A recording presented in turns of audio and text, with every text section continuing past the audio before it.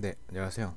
이번 시간에는 트랜스포메이션, 변환이라고 우리나라 말로 번역이 되는데 요거에 대해서 좀 알아보겠습니다. 일단 여기까지 우리가 오픈GL 이그젠플이라는 프로젝트를 만들어 가지고 거기에서 그림을 그렸었던 방식을 생각을 해보면은 뭐 버텍스 버퍼에다가 버텍스의 각각의 위치, 그리고 인덱스 버퍼에다가 트라이앵글을 구성을 하는 버텍스의 인덱스들, 뭐 이런 것들을 집어넣어 가지고 우리가 만든 쉐이더를 이용을 해 가지고 그림을 그린다. 여기까지는 좋은데 코드를 잠깐 볼까요? 어, 네. 코드를 잠깐 보면은 여태까지 그 점의 위치를 이런 식으로 집어 넣어줬단 말이에요. 0.5, 0.5, 그리고 0.5, 마이너스 0.5, 마이너스 0.5, 마이너스 0.5, 그리고 마이너스 0.5, 0.5 이런 식으로 이렇게 좌표를 집어 넣으면은 오픈GL의 화면상에서 가운데에 사각형이 그려지는 이런 정도까지만 실습을 진행을 했었죠.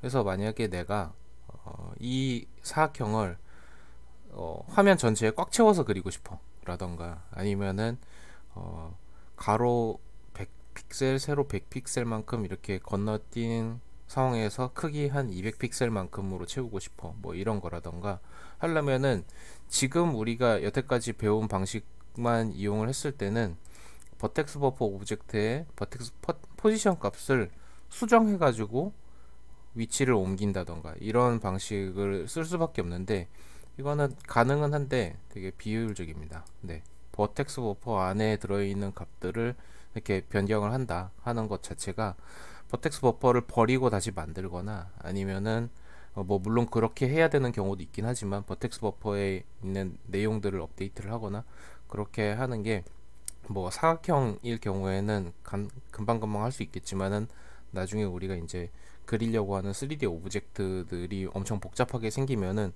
그거를 이제 업데이트를 하는 게 그렇게 쉽지는 않을 거란 말이죠. 네, 비효율적이고 쉽지도 않을 거다 하는 게 이제 문제가 될 거고, 그러면 이제 보통 임의의 오브젝트를 어떤 위치에다가 그림을 그린다라고 하는 거는 거의 대부분 선형 변환, 리니어 트랜스포메이션, 우리가 이제 앞으로 다루려고 하는 그 바로 그 트랜스포메이션이죠. 변환. 이 선형 변환을 이용을 합니다. 이게 아주 기초적인 방법이고, 그리고 모두가 쓰고 있는 방법이에요. 일반적인 방법이에요. 그리고 이 방식을 이용하려면은 기본적인 선형 대수에 대한 이해가 필수적입니다. 그래서 아주 간략하게 그 우리가 다루려고 하는 변환까지 가기 위한 몇 가지 이제 기본적인 수학 지식들을 짚고 넘어갈게요. 먼저 나와야 되는 거는 벡터겠죠. 벡터. 벡터는 뭐 스칼라 값이라고 하는 것은 그냥 크기만 있는 값이죠. 그래서 이제 실수 하나로 표기가 되고 플러스 값, 마이너스 값, 뭐 이런 형태로 값 하나로 이루어진, 실수 하나로 이루어져서 크기만 딱 있는 그런 값인데, 벡터는 크기에다가 방향까지 같이 갖는 값으로 해가지고 우리가 버텍스의 위치를 이렇게 표시를 할 때는 x, y, z 이렇게 세 개의 축 값을 갖고 있는 그런 점으로 표현을 하고 있었잖아요. 이런 것들이 이제 벡터의 아주 기본적인 이해가 될 수 있고, 그 벡터들끼리의 연산은 어떤 식으로 했었냐면은 각각의 차원 값들, 그러니까 이를테면 여기 아래쪽에 얘가 있는데 v라는 벡터랑 k라는 벡터 이렇게 두 개를 더한다 라고 하면은 각 자리에 있는 놈들끼리를 더하는 게 이제 연산하는 방식이죠. 이거는 다들 아실 거라고 생각하고, 뺄셈도 마찬가지죠. 1 빼기 4, 2 빼기 5, 3 빼기 6 이런 식으로 연산을 하죠. 그래서 벡터의 덧셈과 뺄셈은 각 자리에 있는, 각 차원 자리에 있는 놈들끼리 더하거나 뺀다. 그리고 스칼라 곱이라는 연산을 할 수 있는데, 여기에다가 어떤 실수값 하나를 곱한다라고 하면은 그 값을 모든 차원의 값에다가 곱한다, 이런 형태가 되는 거죠. 이를테면 여기 v 앞에 2라는 값을 곱한다 라고 하면은 여기는 2 곱해서 2, 여기는 2 곱해서 4, 이쪽은 2 곱해서 6, 뭐 이런 형태의 벡터로 만들 수 있겠죠. 그래서 기본 연산, 덧셈, 뺄셈, 스칼라 곱 이렇게 세 개가 있는데, 벡터가 일반적인 사칙 연산과 비교했을 때 특히 3차원 벡터에서 다른 점이 있다면은 곱셈 방식이에요. 그죠? 곱셈 방식은 조금 이따가 두 가지 종류에 대해서 다 알아보고, 벡터의 크기라는 거를 먼저 설명을 드리면은,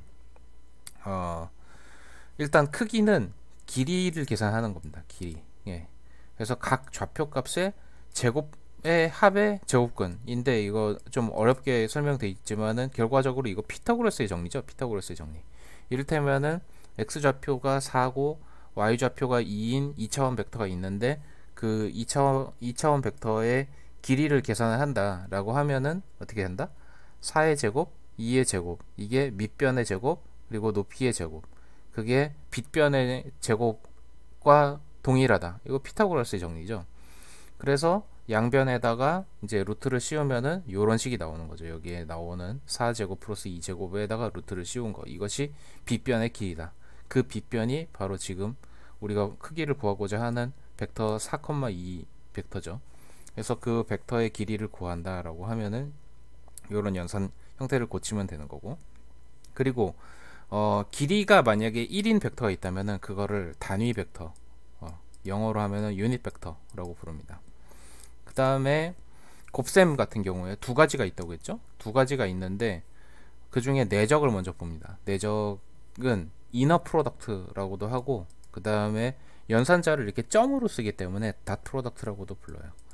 그리고 두 벡터의 길이의 곱하기 코사인 세타로 크기를 계산을 할 수 있습니다. 네, 두 벡터 길이의 곱에다가 코사인 세타를 곱한다 하는 형태로 계산을 할 수도 있는데, 근데 이렇게 좌표계로 나타난 좌표계 형태로 나타내져 있는 두 개의 벡터에 대한 내적은 훨씬 더 간단하게 계산할 수 있어요. 각 자리들끼리 곱을 한 다음에 그걸 다 더하면 됩니다. 이게 이제 내적이죠. 이너 프로덕트라고 부르는 방식으로 계산하는 방식, 이런 형태고, 이 곱 형태가 결과적으로 계산된 결과가 스칼라 값이 나온다는 게 굉장히 중요합니다.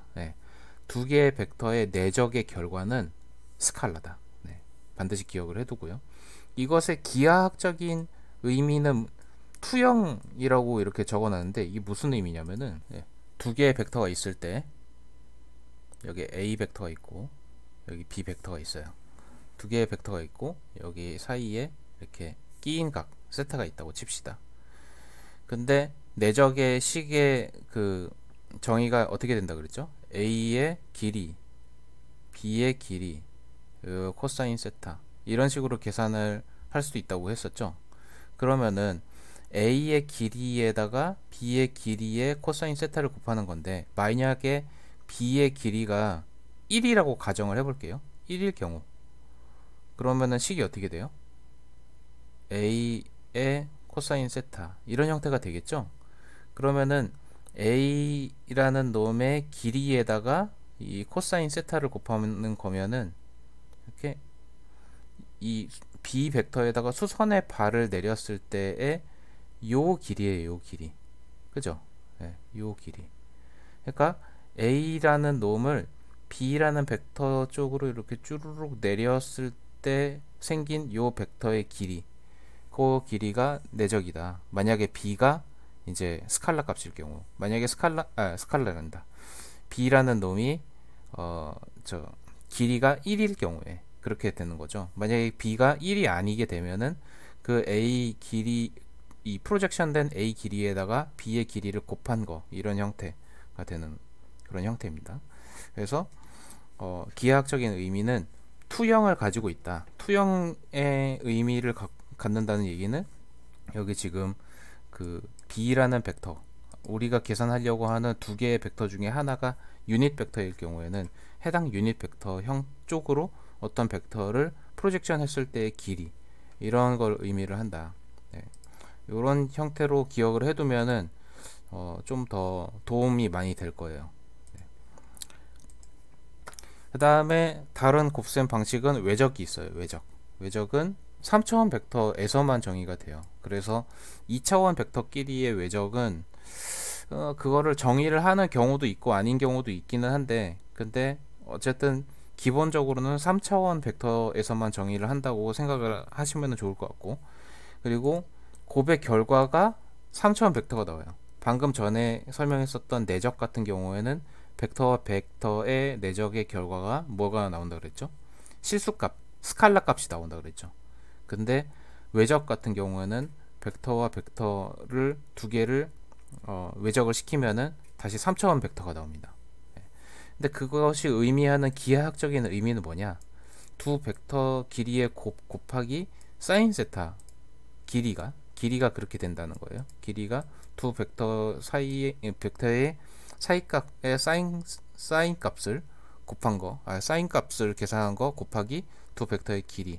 그러니까는 두 벡터가 만들어내는 평행사 변형의 넓이, 이런 형태가 되고, 방향은 두 벡터와 수직한 벡터가 나옵니다. 그거를 다시 이제 식으로 그림으로 한번 그려가지고 설명을 또 해볼게요. 자, 이렇게 두 개의 벡터가 있습니다. A라는 벡터와 B라는 벡터가 있는데, 이 두 개의 벡터의 사이값, 네, 이거의 사인 세타 값, A의 길이, B의 길이, 그리고 사인 세타, 이렇게 세 개를 곱하면은 그게 A와 B를 외적한 결과라는 거죠. 외적은 이렇게 그 X자로 보통 그 연산자를 표시를 해요. 그래서 크로스 프로덕트라고도 불러요. 네, 크로스 프로덕트. 그리고 요 계산한 크기니까, 이거는 지금 이렇게 계산하면은 크기만 나오잖아요. 네, 크기는 이런 형태가 되는데, 이 크기가 의미하는 거는 지금 A의 길이와 B의 길이의 사인 세타를 곱한 거라고 했는데, 아까 내적을 계산했을 때 했었던 거랑 마찬가지로 이렇게 A를 B에다가 이렇게 수선의 발을 내려가지고 생각을 해보죠. 여기에다가 이렇게 수선의 발을 내리면은 A 곱하기 사인 세타, A의 길이 곱하기 사인 세타가 의미하는 건 뭐예요? 여기 높이죠.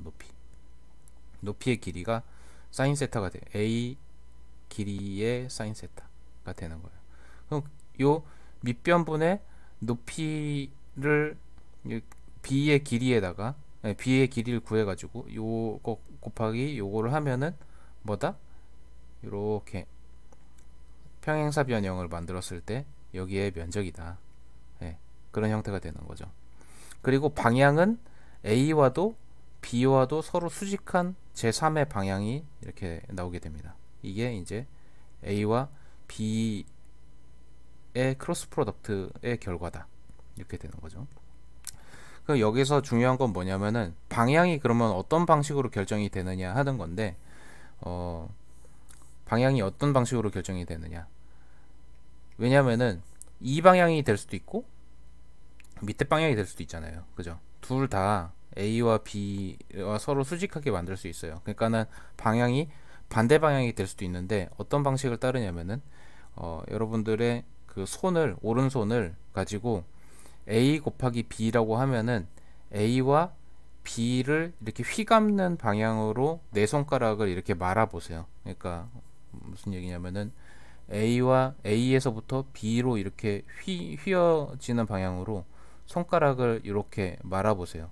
그러면은 오른손의 엄지 방향은 이쪽 방향을 가리킬 거예요. 네.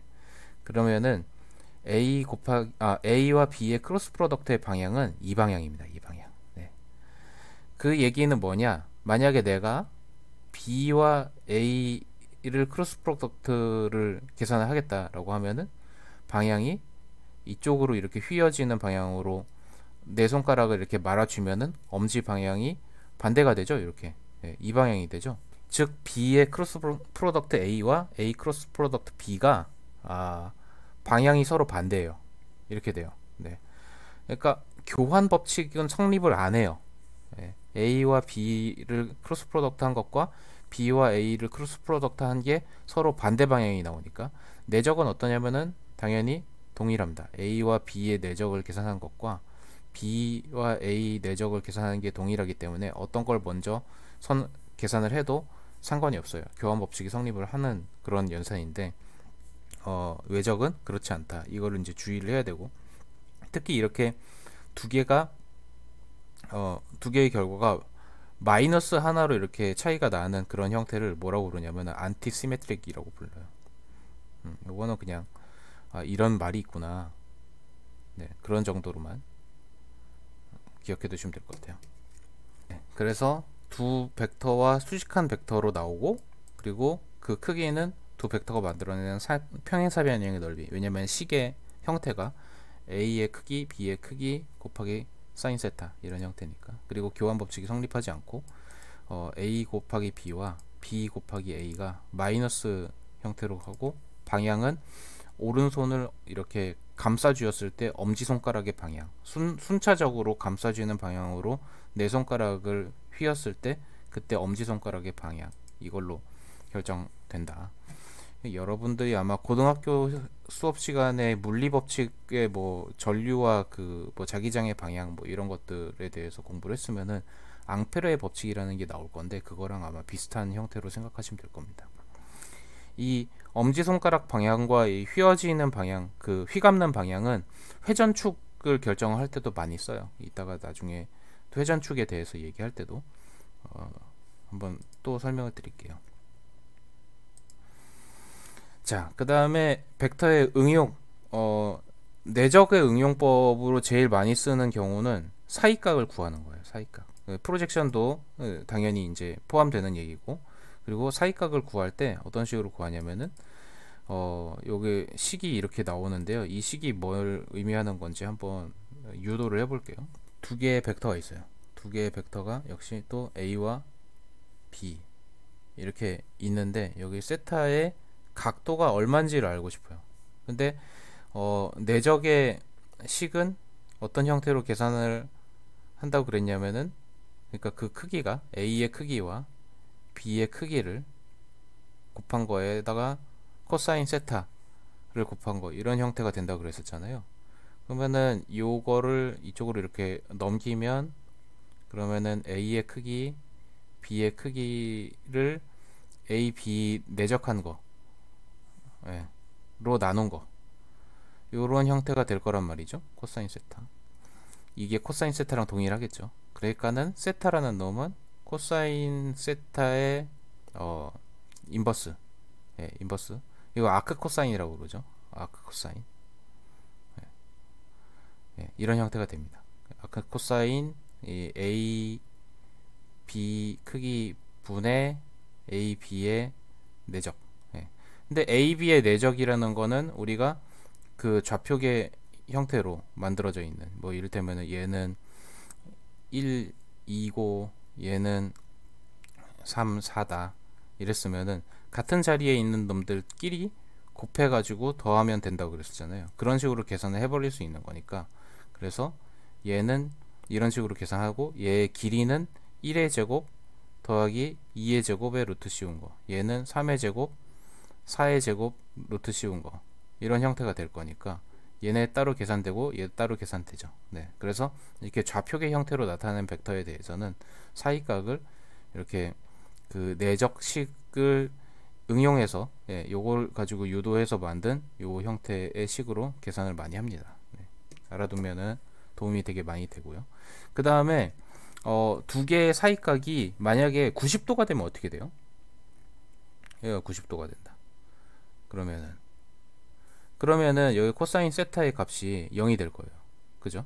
그래서 A와 B의 내적의 값이 0이다 라는 거는, 바꿔 말하면은 끼인 각이 수직을 이룬다, 그런 걸 의미하는 거죠. 네, 매우 중요한 정리니까 역시 반드시 기억을 해둬야 됩니다.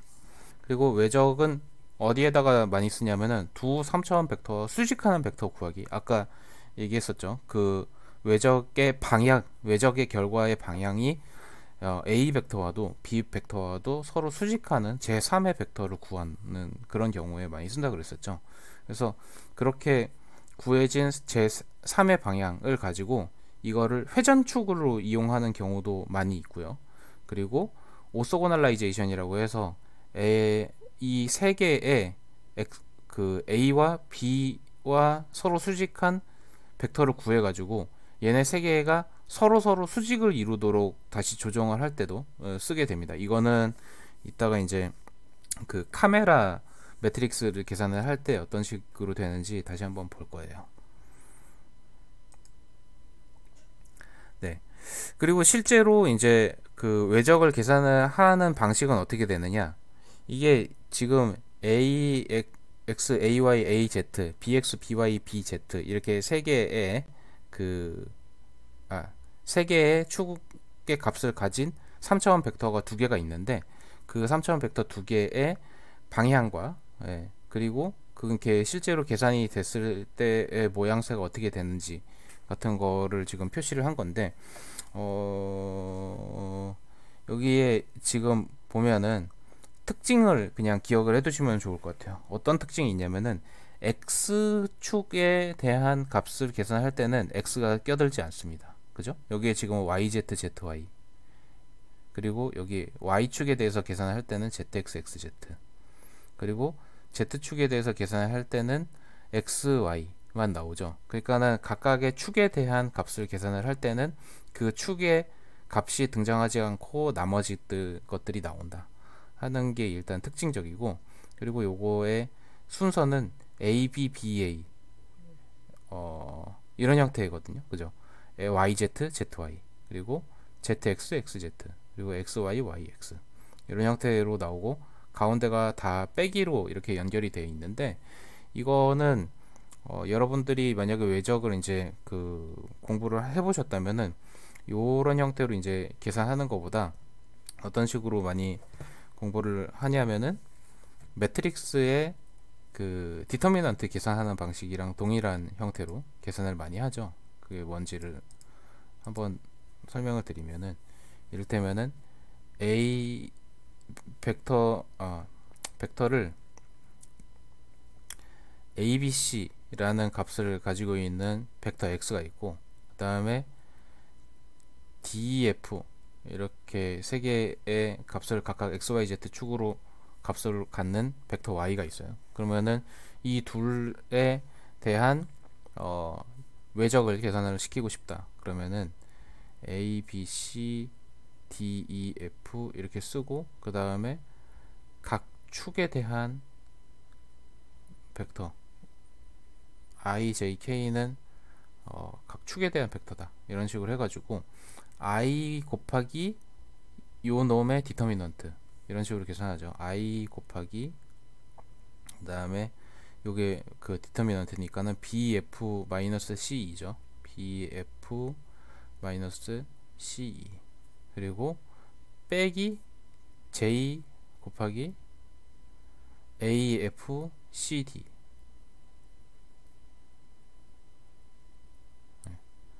그리고 K 곱하기 AEBD.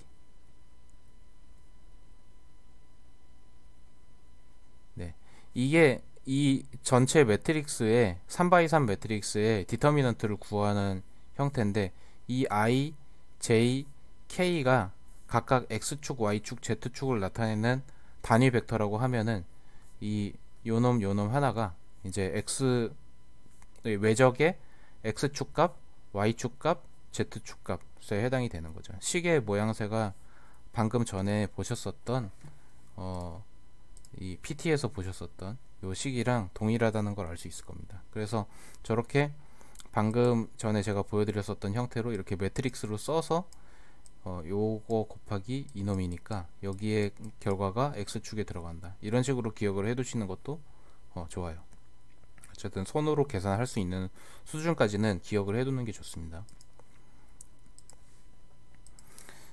자, 그 다음에 이제 매트릭스에 대한 얘기를 할 차례인데, 매트릭스는 우리나라 말로 행렬로 이렇게 번역이 되죠. 그래서 행과 열로 이루어진 숫자 묶음으로 구성이 되어 있는데, 일단 이게 우리가 다루려고 하는 매트릭스는 4x4 매트릭스까지예요. 4x4 매트릭스까지를 다루게 될 건데, 걔네들의 연산은 기본적으로 덧셈, 뺄셈, 스칼라 곱, 그리고 행렬 곱 이렇게 네 가지 정도의 연산이 있는데 그 중에 덧셈 뺄셈 스칼라 곱은 방금 전에 보셨었던 벡터랑 거의 동일해요. 왜냐면은 벡터라는 놈은 따지고 보면은 그 행이 하나거나 혹은 열이 하나인 그런 매트릭스랑 동일하다 그렇게 봐도 되거든요. 그래서 덧셈 뺄셈 스칼라 곱을 계산하는 것도 벡터랑 거의 똑같습니다. 같은 행과 열에 위치한 원소들끼리 더하고 그리고 스칼라 곱은 모든 원소에다가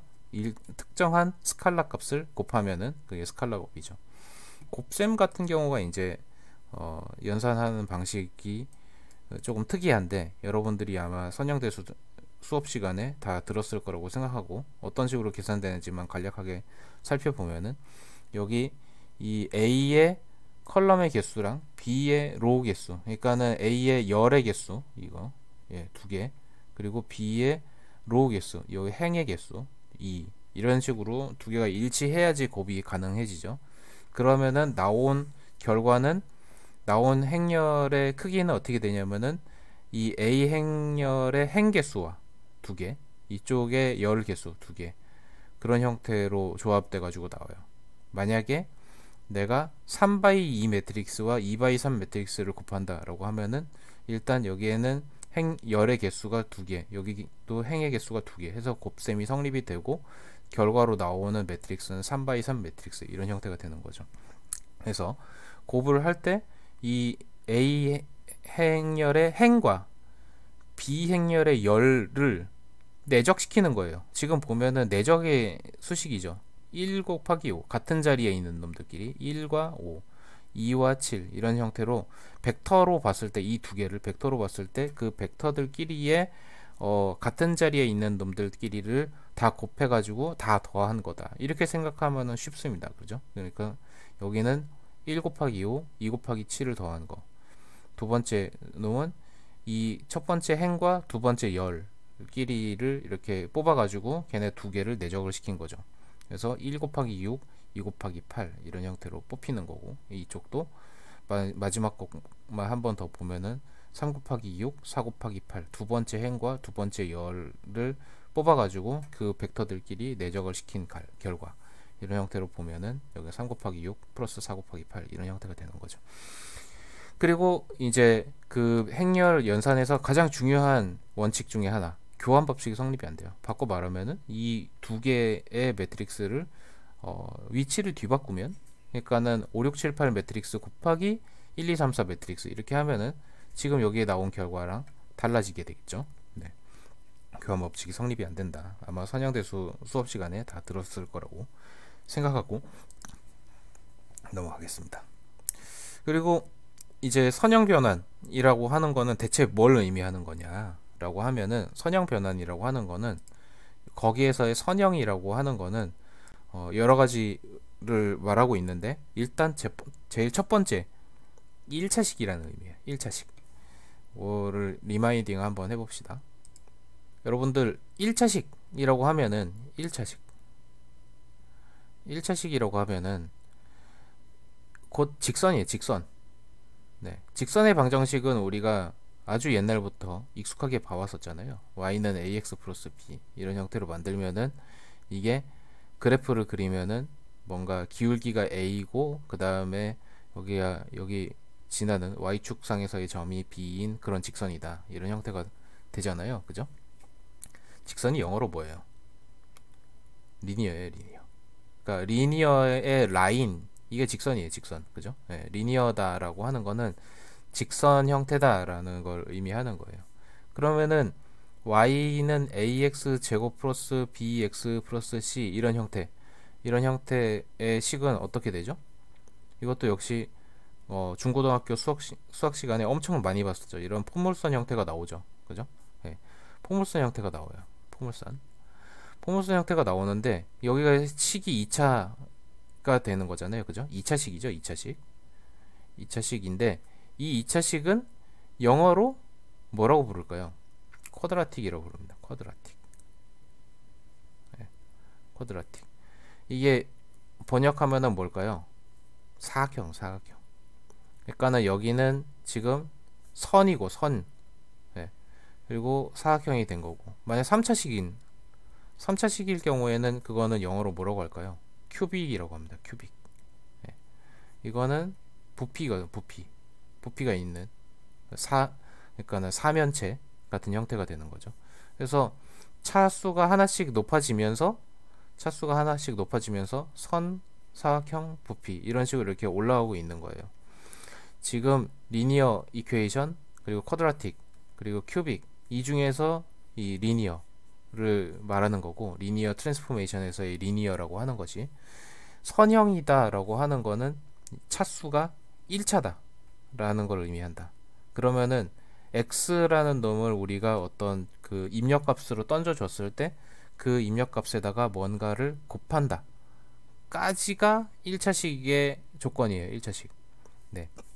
근데 엄밀히 말한 그 선형의 조건에는 더하기가 들어가면 안 돼요. 네. 더하기가 들어가면 안 돼요. 그래서 지금 그 제가 적어 놓은 이 선형 방정식 같은 경우에 이놈은 여기 플러스 b가 빠져야지 정확하게 선형이라고 얘기할 수 있는 상태가 됩니다. 무슨 얘기냐면은 ax 이런 형태면은 선형이고, 여기에 더하기 b가 붙으면은 엄밀히 말하면은 선형은 아니다 이렇게 되는데, 왜 그러냐? 방금 지금 PT에서 썼었던 식 f는 ax 플러스 by라는 놈이 fx와 a 곱한 거 더하기 b 곱하기 fy 이런 형태가 이렇게 되도록 만들려면은 이렇게 ax라는 형태 곱하기 꼴로만 이루어져 있는 형태여야지 이 수식을 만족을 해요. 네. 더하기 b가 붙어 있으면은 여기는 b가 한 번만 더해지고 여기는 b가 두 번 더해지죠. 그것도 a와 b가 곱해져 가지고 그런 형태가 돼서 더하기가 붙으면은 이거를 만족을 시키지 않기 때문에 엄밀한 형태의 선형을 만족한다라고 하려면은 더하기가 붙으면 안 된다. 하지만 일반적인 형태의 선형이라고 하는 거는 방금 전에 보셨던 것처럼 식에 이 곱셈만 딱 있을 경우, x에 대한 1차식이고 그 앞에 어떤 것만 딱 곱해져 있을 경우, 그런 형태의 식을 선형이라고 부른다 라는 거고요. 그래서 행여식에서 벡터의 선형 변환이라고 하는 거는 벡터가 x가 있을 때 그 x라는 벡터를 선형 변환을 하는 어떤 수식이 있다라고 하는 거는 전부 다 x에다가 어떤 매트릭스를 곱한 형태예요. 네. 선형 변환을 나타내는 행렬과 벡터 간의 곱으로 이루어져 있는 이런 형태의 식이 바로 선형 변환이다. 근데 이 fx라는 선형 변환이 있고 ax 그리고 gx라고 표현되는 선형 변환, 또 다른 선형 변환 b가 있어요. 네. 그러면은 이 두 개를, 그러니까는 내가 먼저 b라는 그 gx라는 선형 변환을 먼저 적용하고 그 다음에 ax로 적용되는 그 f라는 선형 변환을 또 적용하고 이런 식으로 연속으로 적용을 했다고 쳐보죠. 그러면은 식의 형태가 f의 g의 x 이런 형태가 될 거잖아요. 그러면은 이걸 수식을 이렇게 여기에다가 대입해 가지고 식을 까보면은 이런 형태가 돼요. 그죠? bx에다가 또 a를 곱한 거 이런 형태가 되는데, 행렬은 교환 법칙은 성립은 안 하는데 결합 법칙은 성립을 해요. 그래서 b 곱하기 x를 먼저 계산하든 a 곱하기 b를 먼저 계산하든 상관없습니다. 그 얘기는 뭐냐면은 a와 b를 곱한 어떤 매트릭스 c로 표현이 가능하다는 거죠. 얘 두 개를 곱하면은 결국 매트릭스가 되겠죠. 그죠? 그 매트릭스 하나로 이렇게 표현된다는 얘기는 뭐냐면은 선형 변환을 여러 번 적용을 해봤자 다시 어떤 C라는 매트릭스로 표현되는 선형 변환이 된다는 거예요. 여러 개의 선형 변환 적용은 결국 하나의 선형 변환으로 바꿀 수 있다라는 사실이 나중에 이제 굉장히 유용하게 쓰이게 됩니다. 그래서 여기에 덧셈을 안 붙이는 거예요. 덧셈을 붙이게 되면은 더 이상 선형의 형태가 안 되고, 지금 방금 보셨었던 이런 여러 개의 선형 변환을 여러 번 적용한 것이 조합한 결과가 다시 선형 변환으로 나타나는 꼴이 되지 않기 때문에 여기에다가 더하기를 붙이지 않습니다. 그렇게 됩니다. 자, 그리고 조금 더 어려운 얘기가 나오는데 이제 호모지니어스 코디네이트라는 거 얘기가 나오는데, 이거는 한국말로 표현을 하면은 동체좌표계라고 불러요. 동체좌표계. 그리고 이게 의미하는 게 뭐냐? 표현하고자 하는 차원수보다 한 차원 늘려서 거기 끄트머리에다가 1을 붙인 그런 형태로 표시하는 방식. 그걸 동체좌표계라고 불러요. 예를 들어서 3D 좌표 XYZ라는 요 벡터는 4차원 벡터로 이렇게 표현하는 거죠. XYZ1 이런 식으로 4차원 벡터로. 2차원 벡터 XY가 있으면은 XY1 이런 식으로 하면은 이 2차원 좌표 XY를 3차원 동차좌표계로 표현한 거, 이런 식으로 말하는 거죠. 그래서 동차좌표계에서는, 그리고 이제 특이한 지점은 뭐냐면은 여기에다가 W를 이렇게 곱했다라고 해서 WX, WY, WZ, W 이렇게 돼 있으면은 이 끄트머리 W로 이 나머지 전부를 나눈 값이랑 동일한 좌표라고 생각을 합니다. 동일한 좌표라고 생각을 해요. 그래서 요 WX, WY, WZ, W는 XYZ1과 같은 위치를 가리키고 있는 거다 라는 사실을 일단 알아두시고, 그러면은 여기 이제 그 W 값이라는 놈, 그러니까 여기 끄트머리에 1차원을 하나 더 붙인, 거기에다가 1을 이렇게 붙이면은 이게 뭔 쓸모가 있어서 이렇게 이런 짓을 하고 있느냐라고 하면은, 이렇게 해주면 그러면은 평행 이동을 선형 변환으로 표현할 수 있기 때문이에요. 그리고 이 W로 이렇게 나눈 것이 동일한 좌표가 되도록 만든다면은 그거를 이용해 가지고 원근 투영, 나중에 나오게 될 원근 투영도 선형 변환으로 표현을 할 수 있기 때문에 요거를 이용합니다. 그래서 여러분들이 여태까지 쭉 봤었던 쉐이더 예제 있었잖아요, 그죠? 지금 코드에서 이를테면은 심플 VS 이렇게 이런 것들을 만들었을 때 여기 GL 포지션으로 만들어낸 좌표계가 내가 3차원 좌표계를 표현을 할 때도 벡터 4로 만들죠. 그리고 여기 뒤에다가 1을 붙여요. 그죠? 네.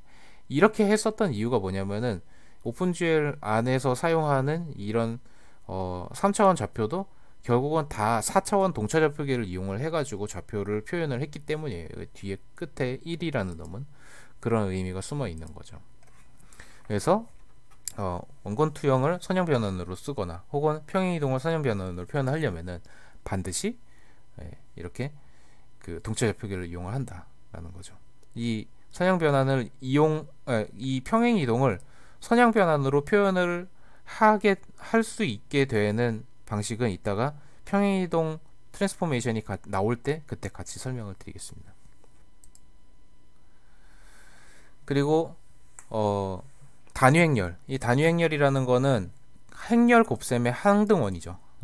행렬 곱셈의 항등원인데, 항등원이라고 하는 거는 내가 어떤 행렬 A에다가 곱하면은 다시 A가 나오는 거, 그게 항등원이에요. 그러니까 곱셈에 대한 항등원이라고 하는 거는 어떤 연산을 수행했을 때 다시 원래 값이 나오게 만드는 놈, 그게 이제 항등원이고, 역원에 대한 정의는 뭐죠? 내가 어떤 값을 곱했더니 그게 이제 항등원이 나온다. 그러면 그거를 역원이라고 부르죠. 그래서 행렬 곱셈의 항등원은 단위행렬이고, 그 다음에 행렬 곱셈의 역원은 역행렬이라고 부르는 놈이 나오는데, 항등원 같은 경우에는 어떻게 쓰냐면은 대각선의 원소값이 다 1이고 나머지가 다 0이면은 입력 벡터가 그대로 튀어나오는 그런 행렬이 되죠. 그래서 4차원 행렬 같은 경우에는 대각선에 1111 이렇게 들어가고 나머지 이제 그 12개의 원소에 0이 채워져 있는 그런 행렬의 형태가 됩니다. 그러면은 이제 곱을 하면은 이 첫 번째 줄이랑 이 1, 2, 3, 4랑 곱하면은 1만 튀어나오고, 그 다음에 두 번째 줄이랑 이 벡터랑 이렇게 내적을 시키면은 2만 튀어나오고, 이런 형태가 돼서 다시 원래 벡터가 된다 하는 걸 알 수 있죠. 자, 그래서 이 단위 행렬이라는 놈은 선형 변환에 포함을 시킬 수 있어요. 선형 변환에 포함을 시킬 수 있어요. 이 매트릭스 하나잖아요, 그죠? 매트릭스 하나로 표현되어 있는 놈이고, 그거를 이제 벡터랑 곱을 시킬 수 있는데, 단위 행렬은 아무런 변화도 일으키지 않는 변환, 그렇게 되는 거죠. 이 벡터가 그대로 있으니까. 그죠? 그래서 요거를 기준으로 해가지고 여기에 있는 대각선 값과 뭐 이런 것들을 이렇게 고쳐 나가면서 몇 가지 이제 그 변환들, 우리가 다루려고 하는 기본적인 변환들을 유도를 할 수 있는데, 그 중에 하나가 지금 스케일링 매트릭스예요. 원점을 기준으로 해가지고 이 벡터의 크기를 확대하거나 축소하려면은 여기에 행렬에 x, y, z의 곱해질 위치에다가 S1, S2, S3 이렇게 스케일 값을 넣어주면 되는 거죠. 만약에 내가 x, y, z를 2배씩 확대를 시키고 싶다. 그러면은 여기에다가 2 이렇게 집어넣으면은 이렇게 곱하면은 2 곱하기 x, 이렇게 곱하면은 2 곱하기 y, 그리고 세 번째 행과 요 벡터를 내적을 시키면은 2 곱하기 z, 이런 형태가 돼서 2배씩 불어나겠죠. 그래서 여기에 대각성분에 각 차원별 배율을 지정한 행렬로 스케일링 매트릭스를 만들 수 있어요. 그 다음에 트랜슬레이션, 이게 이제 그 동차별 표기를 썼을 때 유용해지는 부분인데, 네 번째 열 벡터에다가 평행이동 벡터를 가진, 그러니까 내가 평행이동 시키고 싶은 벡터, x축으로 얼마만큼, y축으로 얼마만큼, z축으로 얼마만큼 평행이동 시키고 싶다 했을 때 그 벡터를 여기 끄트머리에다가 집어 넣으면은, 그러면은 이렇게 첫 번째 행과 얘를 이렇게 내적을 시켰을 때 이 아무런 쓸모 없는 것처럼 보였었던 이 1이 tx랑 곱해지면서 이렇게 x 플러스 tx, y 플러스 ty, z 플러스 tz, 이런 형태의 모양새로 돌변하게 됩니다. 요 더하기가 지금 여기서는 곱하기로 표현이 됐죠. 네, 그래서 여기 동차적 표기를 이용을 하면은 이렇게 원래는 이 xyz라는 벡터와 t라는 벡터를 더한 거, 이런 식으로 표현을 해야 되는 이 평행 이동을 이렇게 곱셈으로 표현을 할 수 있게 되는 거죠. 네. 그래서 이렇게 곱셈으로 표현을 하면은 나중에 어떤 형태가 된다? 앞에서 제가 설명드렸었던 것처럼 이 여러 개의 선형 변환 적용이 결국 하나의 선형 변환으로 바뀌기 때문에 이 곱셈으로 되면은 내가 뭐 얼만큼 평행 이동하고 얼만큼 스케일링하고 뭐 얼만큼 회전하고 이런 것들이 다 결합이 돼 가지고 그냥 그거가 다시 하나의 선형 변환이 돼요. 그래서 연산 양이 확 줄어드는 그런 형태가 그런 정리 효과가 생겨요. 그래서 트랜슬레이션은 이런 형태, 지금 단위 행렬의 끄트머리에다가 평행이동 벡터 tx, ty, tz를 이렇게 끼워 넣은 그런 형태로 만들어 준다 라는 거를 알아두시고, 그 다음에 3차원에서의 회전 행렬이라는 거는 축이 3개가 있기 때문에 x축에 대한 회전, y축에 대한 회전, z축에 대한 회전, 이렇게 3개가 따로따로 나옵니다. 그리고 그 회전 행렬에 대한 모양새는 어떤 형태냐면은 일단 x축에 대한 회전이라고 하면은 여러분들이 한번 그 생각해 보면은 엄지손가락을 이렇게 그 따봉하듯이 그림을 그려서 설명을 드릴게요. 엄지손가락을 이렇게 따봉을 하듯이, 네, 뭔가 이런 형태로 놓으면은 이 축이 회전축이고, 이 회전축으로 해가지고 실제로 움직이는 방향은 이 엄지손가락을 제외한 나머지 손가락들이 감기는 방향으로 회전을 한다, 그런 형태예요. 그러니까 축이 기준이 되는 거는 이거고, 그 다음에 나머지는 실제로 회전되는 모양새는 감기는 방향대로 회전한다, 이런 형태로 회전축과 실제 이제 회전 간의 관계가 형성이 되거든요. 그러면은 내가 x축, y축, z축이 있는데, x축, y축, z축이 있는데 여기에 어떤 z축 상에서의 점이 있어요. P라고 하죠. 그거를 내가 x축을 기준으로 해가지고 회전을 시키고 싶어요. 그럼 x값은 안 변하겠죠. 네. 왜냐면은 x축을 기준으로 해가지고 회전을 하기 때문에 이렇게 yz 평면 상에서만 이렇게 움직일 뿐이지 x의 값에는 변동이 없어요. 같은 식으로 y축에 대해서 회전을 할 때도 y축의 값은 변화가 없고 xz축으로만 이렇게 뱅글뱅글 돌겠죠. z축도 마찬가지고요. 그런 형태이기 때문에 지금 PT에서 보신 것처럼 X축에 대한 회전이라고 하면은 X축에는 1이 들어가 있습니다. 뒤에 Y축에 대한 회전일 때는 Y축에 1이 들어가 있고, Z축에 대한 회전을 할 때는 Z축에 1이 들어가 있어요.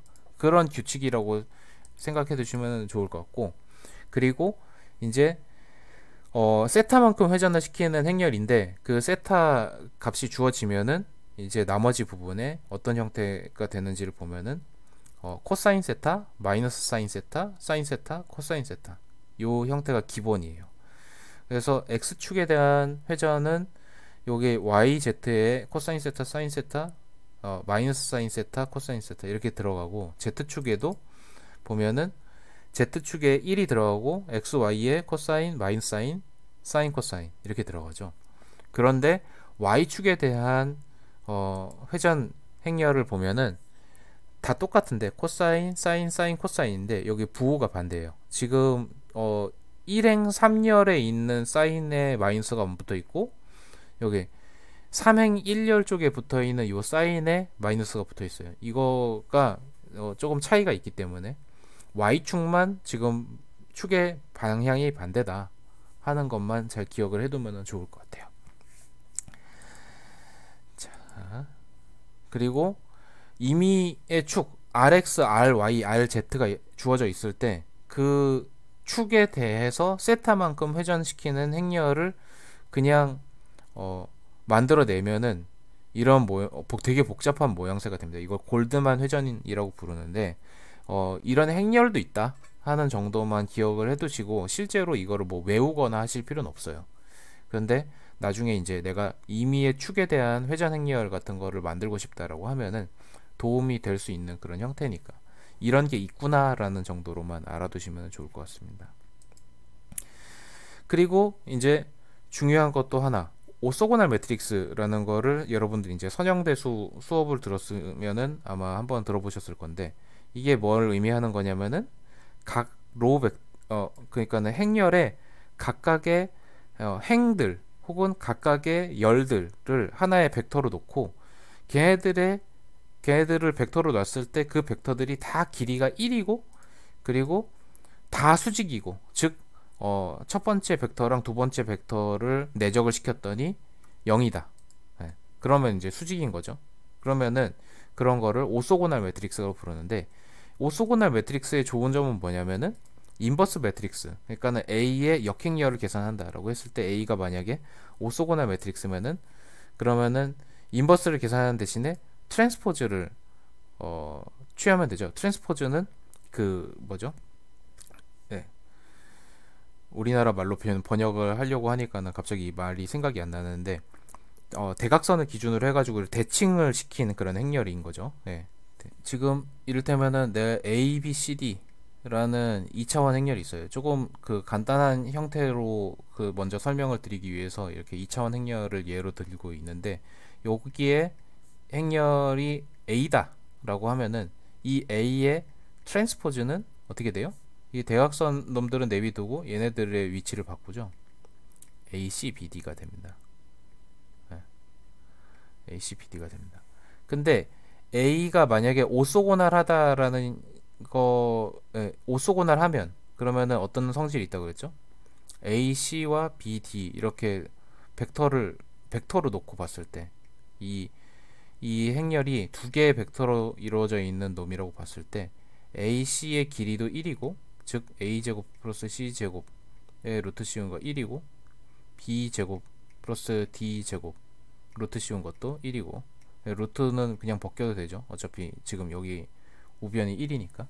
그리고 AB와 CD 각각 곱해가지고 더하면은 0이다. 이렇게 되는 거죠. 그리고 여기에 지금 반대 방향, 그러니까는 요렇게 곱해도 마찬가지로 0이 나올 거예요. AC와 BD 곱해도 0이다. 왜냐면은 오소고날 매트릭스라고 하는 거는 행 벡터로 만들든 열 벡터로 만들어 가지고 정리를 하든 동일하게 나오기 때문에 이런 형태가 되겠죠. 그래서 여기 지금 그러면은 한 가지 더 쓸 수 있는 게 있죠. A제곱 플러스 B제곱 D제곱도 1이고 C제곱 플러스 D제곱도 1일 거예요. 네. 만약에 그런 형태가 되면은 A와 A 트랜스포즈를 곱하면은 어떤 일이 벌어지는지 한번 보세요. A와 B, C, D 그리고 A 트랜스포즈는 A, C, B, D 이렇게 되잖아요. 그러면은 이걸 곱한 결과는 첫 번째 거는 요렇게 곱해서 A제곱 플러스 B제곱 이렇게 되고, 두 번째 거는 A, B와 C, D를 곱해서 AC 플러스 BD, 그리고 요렇게 두 번째 거는 CD, A, B, CD. 그 다음에 맨 마지막 거는 C제곱, D제곱 이렇게 되겠죠. 그러면은 A제곱, B제곱 더한 게 1이고 C제곱, D제곱 더한 게 1이에요. 그러니까 얘네 두 개가 1이죠. 그리고 A, C, B, D 0이죠. 그리고 A, B, C, D 여기도 0이라 그랬죠. 그래서 얘의 결과는 1, 0, 0, 0, 1이에요. 네. 근데 이게 행렬의 형태가 뭐다? 아이덴티티 매트릭스, 즉 단위 행렬이죠. 그러니까는 이 행렬이 A라는 행렬이 오소고날 하다라고 하면은 이 A의 역행렬이 곧 A의 트랜스포즈라는 게 이런 식으로 증명이 됩니다. 그래서 요 오소고날 매트릭스라는 놈이라면은 그러면은 역행렬을 구하지 않고 그냥 단순히 트랜스포즈를 취하는 걸로 역행렬을 구할 수 있는데, 여기 중요한 지점 하나, 로테이션 매트릭스가 바로 오소고날 매트릭스예요. 앞에서 이렇게 보시면은 요 행렬, 요거는 복잡하니까 요거를 말고 Z축에 대한 회전 행렬만 먼저 보죠. 코사인 제곱, 사인 제곱 더하면 얼마죠? 1이죠. 네, 얘네들의 길이는 그래서 다 1이에요. 그리고 이 코사인과 사인 곱하고 사인 코사인 곱하고 지금 여기에 마이너스가 붙어 있기 때문에 이 두 개의 벡터를 뽑아 가지고 걔네들끼리 내적을 시키면은 지금 얼마가 나와요? 0이 나와요. 그래서 이 축들이 다 수직하다, 그게 성립하기 때문에 회전 행렬에 대한 회전 행렬은 오소고날 매트릭스다 라는 게 증명이 되고, 그렇게 오소고날 매트릭스이기 때문에 얘의 인버스를 계산을 한다 라고 하면은 이걸 트랜스포즈를 시키면 됩니다. 그러니까는 이 여기에 마이너스가 이쪽으로 넘어오겠죠. 그냥 지금 보면은 대각선 행렬, 대각선 성분은 동일하게 되고, 그 다음에 여기 1행 2열에 있던 놈이 2행 1열로 오니까는 여기에 마이너스가 옮겨진 꼴로 이렇게 나올 건데, 그렇게 되면은 이렇게 해석할 수도 있어요. 내가 Z축에 대해서 세타만큼 회전한 것의 역행렬이라는 거는 마이너스 세타만큼 회전한 거잖아요. 그렇게 생각할 수도 있겠죠. 마이너스 세타만큼 회전하면은 원위치가 되는 거잖아요. 원래 세타만큼 회전한 거를 원위치 시키는 거잖아요. 그렇게 생각해 보면은 여기에다가 세타 대신에 마이너스 세타를 넣으면은 코사인 세타 같은 경우에는 y축에 완벽하게 대칭이 되는 그런 형태이기 때문에 마이너스와 플러스와 값이 똑같아요. 근데 사인 세타는 기함수라고 하죠. 원점 대칭이기 때문에 마이너스가 밖으로 튀어나와요. 그래서 마이너스 값이 여기에 플러스가 되고 여기에는 마이너스가 튀어나와 가지고 마이너스가 붙고, 그런 형태로 이해를 할 수도 있습니다. 그래서 어쨌든 로테이션 매트릭스가 오소고날 매트릭스다 라는 사실을 기억을 해두고, 오소고날 매트릭스일 경우에는 인버스 매트릭스를 계산을 할 때, 이 역행렬을 계산을 할 때 트랜스포즈를 취하는 걸로 동일하게 만들 수 있다 라는 것을 기억을 해둡시다. 그리고 이 벡터 이를테면은 내가 주어진 벡터를 2배씩 확대를 시킨 다음에 그거를 1, 2, 3만큼 평행이동 시키는 그런 행렬을 만들겠다라고 하면은 먼저 적용하는 매트릭스가 오른쪽에 있어야 돼요. 그래야지 여기에 내가 벡터 XYZ 1을 넣으면은 그거랑 먼저 곱해지죠. 이 순서가 중요하다고 했었잖아요. 아까 그 매트릭스의 곱은 그 교환 법칙이 성립을 안 한다 그랬으니까. 그래서 내가 2배씩 확대한 다음에 1, 2, 3만큼 평행이동 하는 거랑 1, 2, 3만큼 평행이동 시킨 다음에 2배 확대하는 거랑 차이가 있어요. 그래서 내가 여기에 지금 2배로 확대한 다음에 1, 2, 3만큼 평행이동 시키려면은 2배 확대하는 매트릭스가 오른쪽에 붙고, 그 다음에 1, 2, 3만큼 평행이동 시키는 게 왼쪽에 붙고, 그러면은 이제 얘기가 되는 거죠. 이쪽에 뒤에다가 XYZ 1을 넣으면은 그 XYZ 1이라는 벡터가 먼저 이 첫 번째 행렬에 곱해지고 그 다음에 왼쪽에 있는 두 번째 행렬에 곱해지고 이런 형태가 되는데, 그런데 이 두 개의 행렬을 먼저 곱할 수도 있다는 거죠. 먼저 곱하면은 지금 모양새가 이 대각선 성분은 2가 들어가 있고 그 다음에 제일 끄트머리 성분에 1, 2, 3이라는 평행이동 벡터가 들어가 있는 그런 행렬이 돼요. 즉,